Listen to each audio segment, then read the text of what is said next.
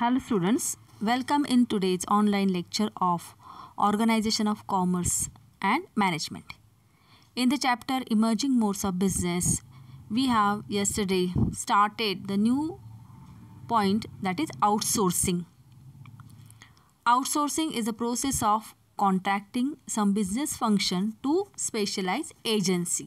Okay, actually here what happens, the company handovers some non-core business process to third agency or to third party, such as sanitation, security, household, pantry, etc.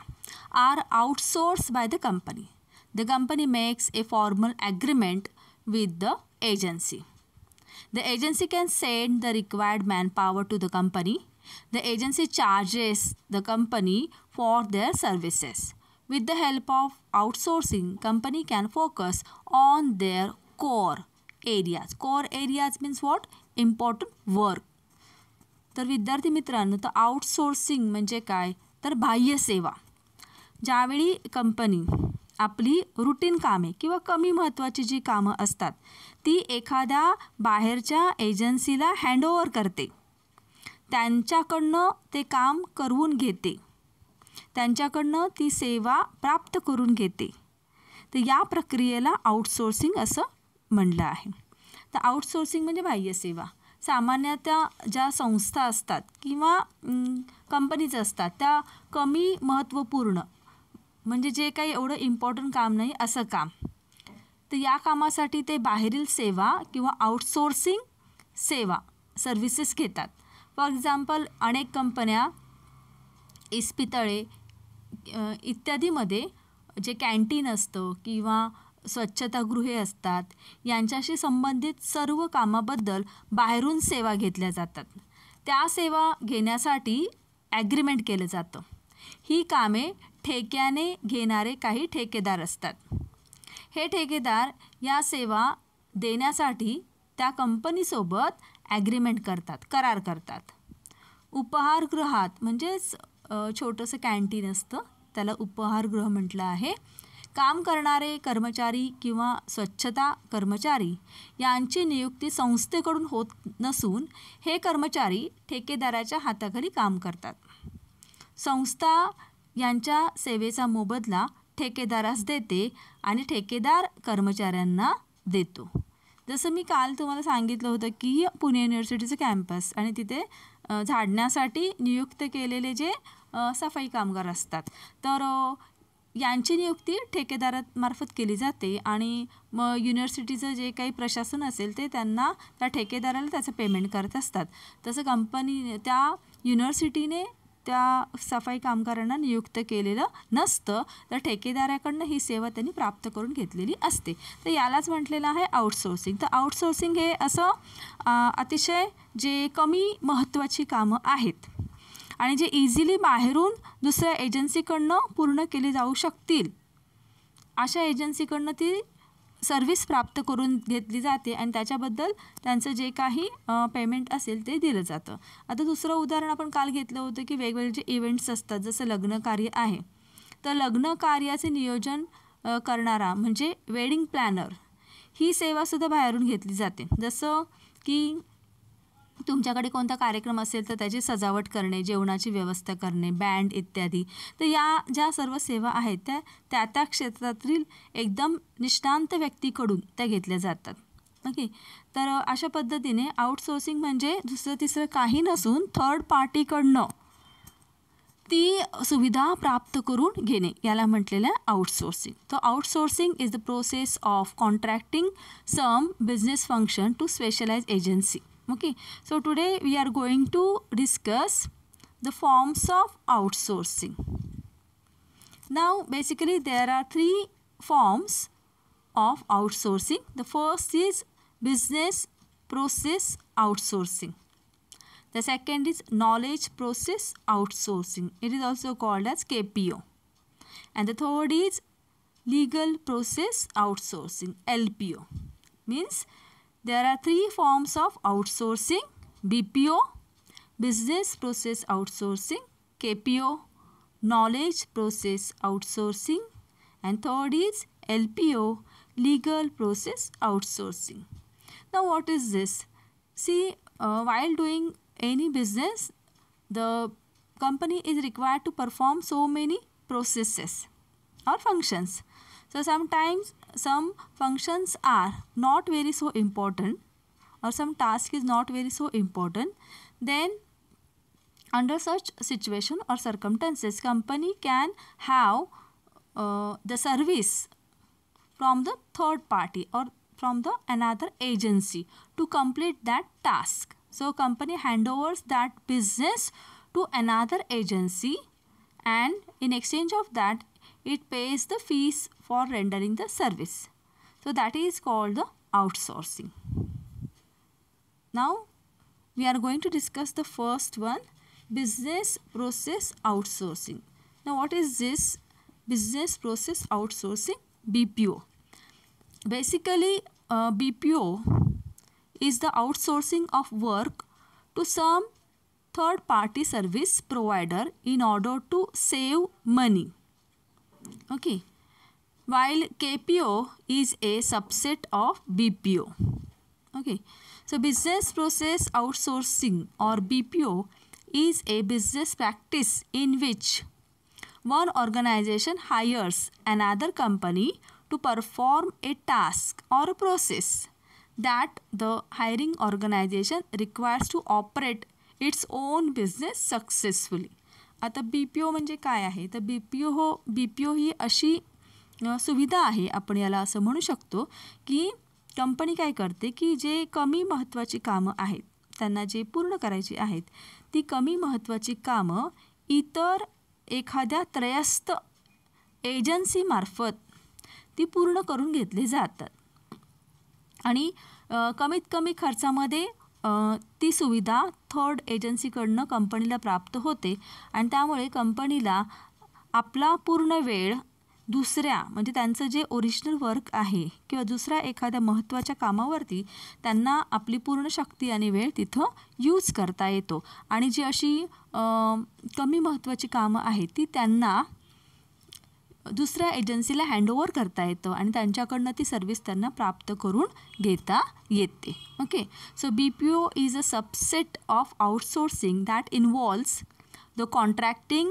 of the operations and responsibilities of specific business process to a third party service provider. BPO refers to the outsourcing of activities of the organization to an external organization to minimize cost and increase the efficiency. The BPO ही अशी we can say अशी process आहे की जिथं company आपली काही कामं करण्यासाठी दुसऱ्या एखाद्या एजन्सीला ते हँडओव्हर करते, म्हणजे त्यांच्याकडनं ती सुविधा प्राप्त करून घेत असते आणि त्यामुळे काय होतं की कंपनीची जी कामं आहेत ती बाहेरच्या एक्सपर्ट लोकांकडनं कमीत कमी वेळामध्ये आणि कमीत कमी कॉस्टमध्ये ती त्यांना पूर्ण करता येतात.